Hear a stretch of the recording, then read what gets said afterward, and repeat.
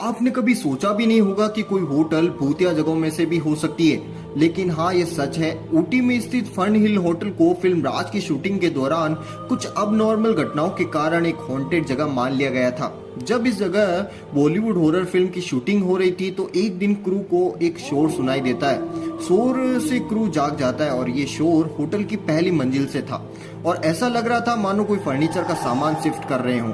जब उन्होंने रिसेप्शन से कांटेक्ट करने की कोशिश की तो रिसेप्शन का फोन बंद आ रहा था और उन्हें बाद में पता चला कि होटल में कोई पहली मंजिल है ही नहीं। इस घटना की सुर्खियों में आने के बाद इस होटल को बंद कर दिया गया और इस जगह को भूतिया घोषित कर दिया गया था।